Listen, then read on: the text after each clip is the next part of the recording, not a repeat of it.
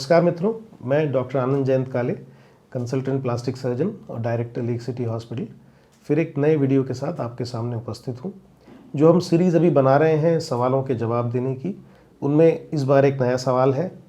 Diabetic foot के patients में nutrition को लेके बहुत सारी भ्रांतियाँ हैं। उनके ऊपर एक छोटा सा वीडियो हम बना चुके हैं, एक फॉलोअप वीडियो मैं बना रहा हूँ। डायबिटिक फुट में न्यूट्रिशन में जो भ्रांतियां हैं उनका सीधा संबंध डायबिटीज़ इस बीमारी से है। डायबिटिक फुट इन्फेक्शन और डायबिटिक फुट अल्सर्स उन्हीं डायबिटिक पेशेंट्स को होते हैं जो डायबिटीज़ के कंट्रोल के बारे में बहुत लापरवाह होते हैं। अदरवाइज़ डायबिटीज़ के पैरों के घाव होने की गुंजाइश बहुत कम होती है अगर हम डायबिटीज़ में शुगर का कंट्रोल बहुत स्ट्रिक्ट रखें। और शुगर का कंट्रोल हासिल करने के लिए हमको डायबिटोलॉजिस्ट की मदद लेनी बहुत ज़रूरी होती है। ये ट्रीटमेंट फिजिशियन करते हैं जिनने एमडी मेडिसिन किया होता है या जिनने डीएम एंडोक्राइनोलॉजी किया होता है। अब डायबिटीज़ में शुगर का कंट्रोल स्ट्रिक्ट रखने का एक ही पैमाना होता है, क्लोज फॉलोअप। हम सोचें कि हमको किसी तरह से कोई सिम्टम आएगा कि हमारा शुगर बढ़ रहा है, घट रहा है, तो ये हमारी बहुत बड़ी भूल है। डायबिटीज़ में शुगर फ्लक्चुएशन होना, डायबिटिक फुट इन्फेक्शन में शुगर्स का ऊपर नीचे बहुत तेज़ी से होना अपने आप में फिजिशियन के काम को भी मुश्किल कर देता है।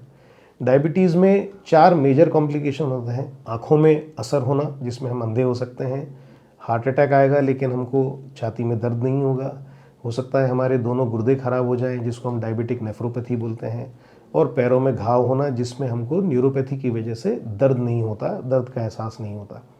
अब इसीलिए हम डायबिटीज़ को साइलेंट किलर बोलते हैं। मैं हर पेशेंट को ये समझाता हूँ कि डायबिटीज़ में दर्द नहीं होता, डायबिटीज़ में सिम्टम्स इतने छुपे हुए रहते हैं कि आपको बीमारी अंदर से खोखला कर रही होती है और आपको उसकी जानकारी नहीं होती।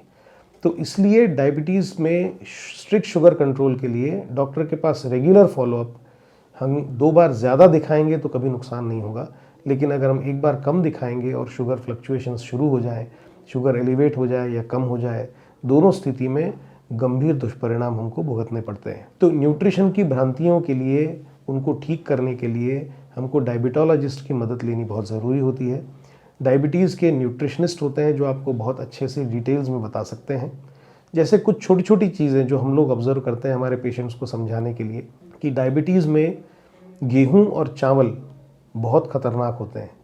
सभी सीरियल्स में गेहूँ और चावल का जो ग्लाइसेमिक इंडेक्स है वो बहुत ज़्यादा होता है और इससे शुगर बहुत तेज़ी से ऊपर जाती है और बहुत तेज़ी से नीचे भी आती है। इसकी वजह से हमारी फ्रीक्वेंसी ऑफ मील भी बहुत बढ़ जाती है और शुगर फ्लक्चुएशन और शुगर शूट अप होना ये बहुत कॉमनली होता है।